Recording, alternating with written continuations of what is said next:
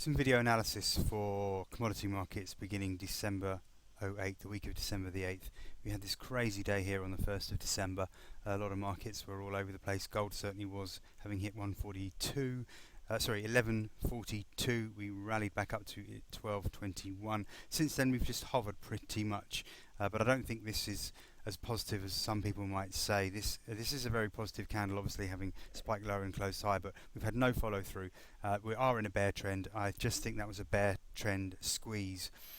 We haven't managed to get through this trend line up here. We haven't even managed to get back above this important Fibonacci resistance at 12.15. We were selling into that last week and that worked really nicely. So so far so good really. I think gold will continue lower. Watch 1181. That's going to be key this week, and all the rest of the important levels are on the daily reports.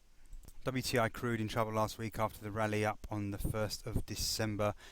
We'd hit low of, well, this is for the January contract, we hit a low of 63.72. We managed a good recovery. That did look like we'd tested important support in the low $64 area and managed to survive. However, over the last few days we've trickled lower again. Today you've seen we've got down as far as 64.63, so we're hovering just above that low $64 area, which is very important support. Obviously if we break below 63.72, that's going to be a problem. That negates any sort of support in that area. We really are going to have to see a double bottom around that low 64, high $63 area in order to start building into a recovery. So pretty crucial week for crude.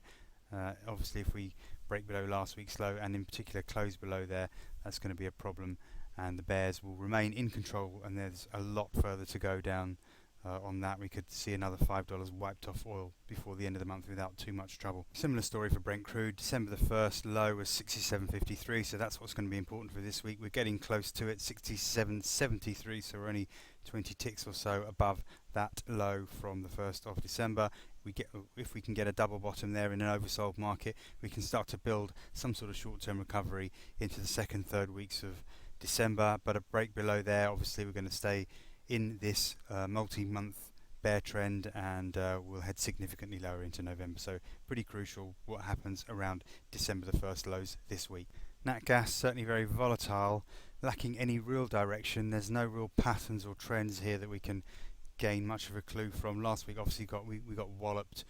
We managed to recover a little bit on Friday, so I think really with NatGas, instead of trying to guess which direction we go in, it's easier just to trade the levels, get in, get out, and the levels have been working fairly well.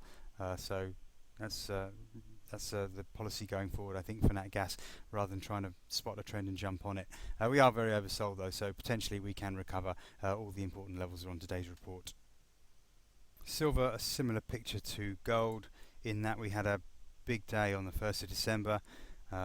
Spike lower, a huge recovery, which looked very positive indeed. In fact, it looked more positive really than that move in gold, because it was a new low that we got down at 14.16, and then a very strong recovery to retest November highs. So if anything, that price action was a lot more positive, and we haven't had the follow through yet. This actually still looks more positive than the gold chart, but bearing in mind we're in such a long-term bear trend with this going back 4 years or so, it seems unlikely we're suddenly going to turn around and trend higher into 2015.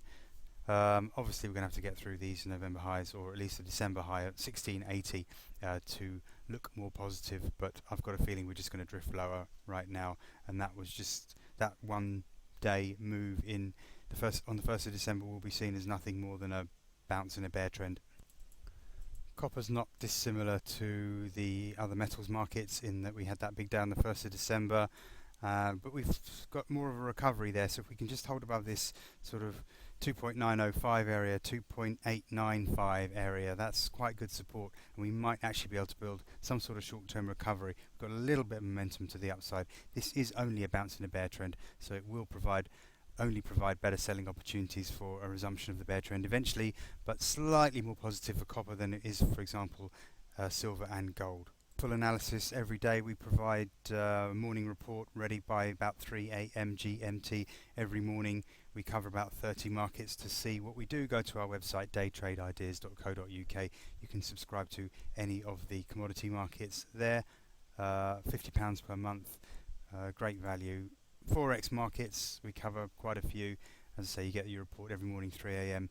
You get your entry levels, your stop levels, your targets, all the hard work's done for you. All you've got to do is set your trades and wait for them to be executed at the low risk levels that we provide.